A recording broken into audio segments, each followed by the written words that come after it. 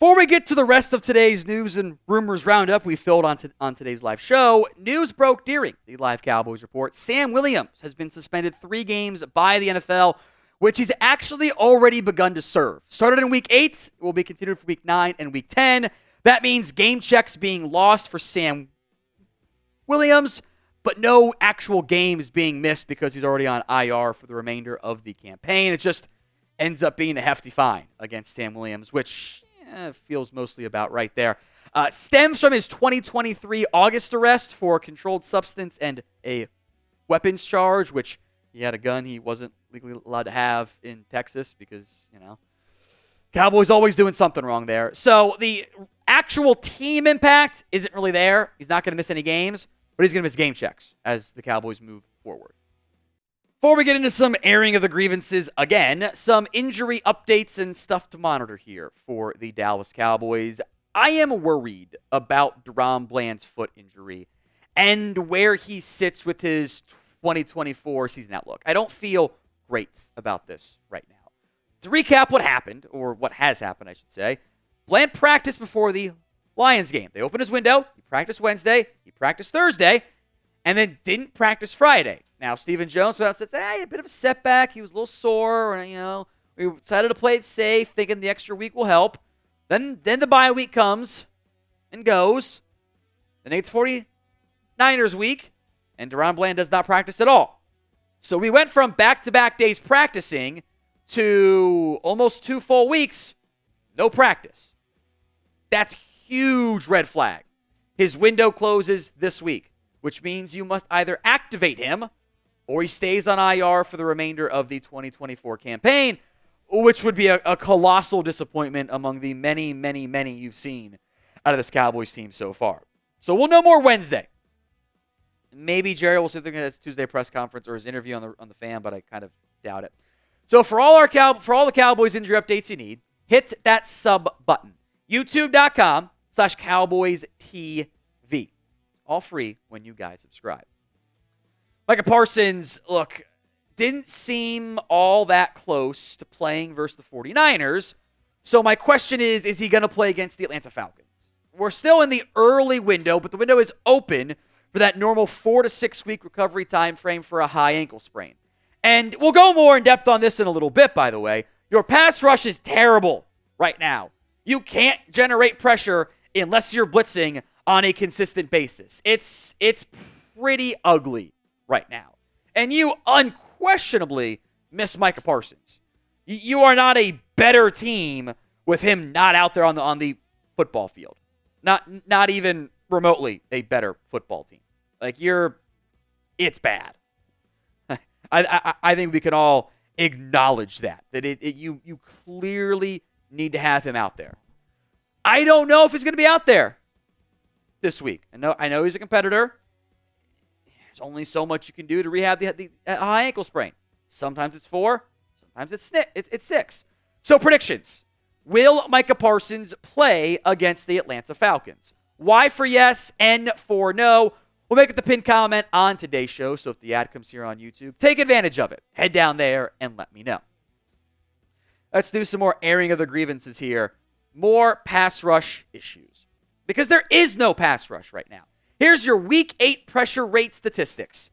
Osa Odigizua, 3.6. Chauncey Golston, 7.1. Carlos Watkins, KJ Henry, Linval Joseph, 0. Mozzie Smith, Tyra Sweet, 7%. Carl Lawson, 10%. In total, these are your front 4 players because 2 of your pressures came from DeMarvion and Overshown on blitzes because that's the only way you can get pressures. Week 8, total pressure weight was 32.4%. Now, to put it in perspective, over the course of a season, that'd still be a bottom 10% rate. Without the blitz, it's 23.1%. It is the worst pass rushing unit in the NFL, behind even the number 32 ranked Atlanta Falcons, who you do play this week. With the blitz, you're much better, 46.2%, but there are downsides to blitzing when you're not getting pressures and those half the time there's no pressure against the blitz, big plays can happen. It's kind of where you're at. You can't, that's the best teams win with 4. You can't win with 4 right now on a remotely consistent basis. Across the season, Osa, Chauncey Golston, Mozzie Smith, Tank Lawrence, Carl Lawson, Marshawn Nealon, Linval Joseph, Carlos Watkins, those guys are at 11% or lower. And 11% is like, okay, it's kind of passable. Lawson and Tank or whatever. Tank's still a better run stopper. The injuries have kind of caused an issue for Tank as well. Obviously, with no Nealon, no Tank. You're desperately missing Micah Parsons right now. Like, desperately. Now, the Tank game, I think it would have looked a lot better if he played against the Giants the rest of the way because he always gets pressures against the Giants. But you're not getting pressure on a consistent basis with this team. That makes life really hard on your defense because you see it in the Niners game, right? You see it with your eyes, too. Man, they got a lot of time to throw back there. That is very tough to stop when you also can't stop the run. One of your many, many, many, many, many issues in this Cowboys team right now. Today's show is made possible by Game Time. Don't let getting tickets to your next big event be an issue for you.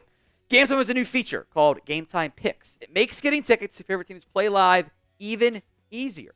It filters out the fluff to only show you the incredible deals on great seats, so you don't have to waste time searching through thousands of tickets. It is curation designed to help save you even more on sports, concerts, comedy, theater, etc., and everything else in between. You can use the all-in pricing feature, toggle it on to show your total cost up front, so there are no surprise fees at checkout. Get a panoramic view of your seat in the app before you buy. The Game Time guarantee is this. If you find tickets in the same section and row for less, Game Time will credit you 110% of the difference. So download the Game Time app today. Use code CHATSPORTS for $20 off your first purchase. Again, create your account, GameTime.co. Redeem code CHATSPORTS, ChatSports for $20 off. Download Game Time today. What time is it? It's game time. Let's talk more Cowboys issues here. Hey, Jake Ferguson. Where's 2023 Jake Ferguson? The guy I've seen on the field, the usage of him as well, doesn't look remotely similar. So far this campaign, 31 catches, 263 yards. His average yards per catch is down by over a yard and a half, and 5 touchdowns. That's just not good enough. Jake Ferguson doesn't look like the same guy at all. Now, what happened this offseason and early season, he added some weight. Ferguson had said he was playing like a 239 last year, wanted to add some weight to help block, hold up as the season goes along. Then he had that week 1 knee injury. Maybe I'm taking crazy pills, but I see him on the field. I don't think he's nearly as explosive. And I thought he looked a little bit better in trying to make some guys miss, adding some extra yardage against the Niners. But I think his overall pass catching, the big playability, the being somewhat of a threat has suffered. Where did those seam shots go? Last year the Cowboys had success. Jake Ferguson, Dak Prescott seam shots. Dak, one of the best seam ball throwers in football statistically. Ferguson, Lamb, 2 of the best catchers. Why aren't they doing that anymore? His average depth of target is 5.5 yards. It's really bad. That's barely in the top 32 among qualifying tight ends. It's not good. I think you really miss 2023 Jake Ferguson because you don't have anybody right now on this offense that gives defenses even a thought of concern outside of CeeDee Lamb. There's zero threat. Ferguson was at least a somewhat threat last year, had some big games. You don't have anybody outside of Lamb. And you saw it against the Niners. Lamb played really well. Tolbert made a couple plays. No one else did much. So what is your concern level over Jake Ferguson? Scale it for me from 1 to 10 in the comment section of today's show. Talking more issues here. We went over a lot of these, by the way, on the Monday morning show. So if you haven't already checked that out, feel free. That was where we talked about the quarterback and head coach and everything. But organizationally, boy, it might be time to sell here. Like, you really got to start considering that, I think. Now, you had a trade go down in the NFL today. Chiefs got Joshua Uche. He wants to go by Joshua, I guess, now. Patriots got a future 6th-round pick. Of note, Uche has more, almost a double pressure rate than any healthy pass rusher on your team. If you were actually trying to win football games in 2024, that is the exact type of move you should have made. A future 6th-round pick for a situational pass rusher who's better than anything pass rush-wise by a pretty good margin you have on your roster right now, it's a move you should have made. That's if you were actually all in, if you wanted to win. But maybe deep down this team and this front office knows it's not good enough. We don't have enough pieces on the coaching staff, on the roster. We don't have enough to be a real contender. And if that's true, then you should embrace it.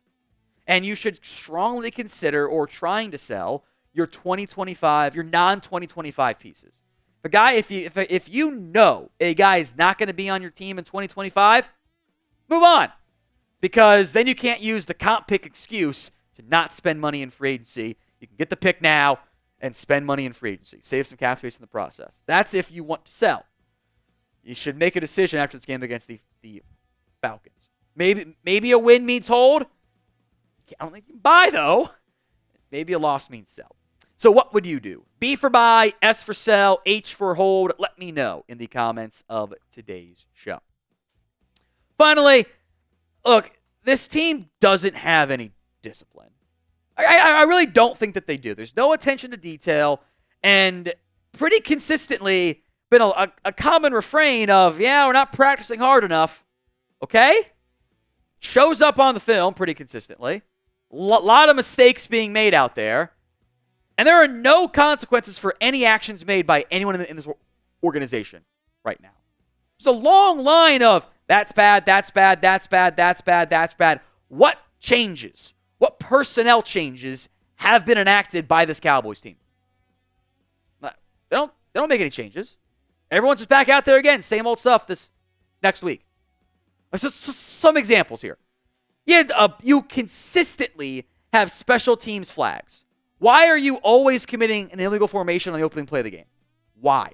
You had 4 kickoff penalties. 4! You're just giving away yardage for free. By the way, Donovan Wilson, I'm going to double dip on him because I did it earlier this week. He's terrible right now. I'm sorry. I don't know. There's no way that the Cowboys are evaluating Donovan Wilson and going, he's actually playing well. Right? There's no way. They have to be watching going, he's playing bad. So why aren't you making changes there? You keep playing your bad players. You keep trotting out these guys that aren't performing going, it's fine.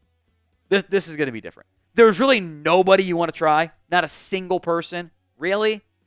Come on. You got Trevon Diggs going after media because he's somehow on his phone 5 minutes after the game ends. Pad's still on, and he wants to pick fights. Come on. I actually thought Diggs played pretty well in that game for them. I thought he was much more physical. But that's where we go? We immediately get mad and go pick fights and are online? Come on. No.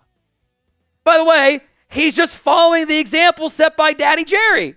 We know that. Ownership went after media too. Because they just don't want to take accountability. This is what you get. This is the result of brand over ball. We see it time and time again from ownership, various players. You know who I'm talking about. It's the brand over the ball. You've heard of trickle-down economics, right? This is trickle-down asonomics, where it's just more of the same shit trickling on down and impacting every layer of your organization. And then ownership gets up there and says today, with Stephen Jones saying it, this is the same team as last year. No, it's not, Stephen. You're missing 5 of your top 11 snap getters and 9 of your top 13 snap getters on defense. But it is inconceivable for ownership to say, maybe we share some blame. It's never their fault. And that trickles all the way down to the coaching staff, to the players of, it's not our fault. It's not our fault. We didn't do anything wrong. This is the result you get. It is toxic right now in Dallas. And I am very concerned it's not going to get any better in the near future.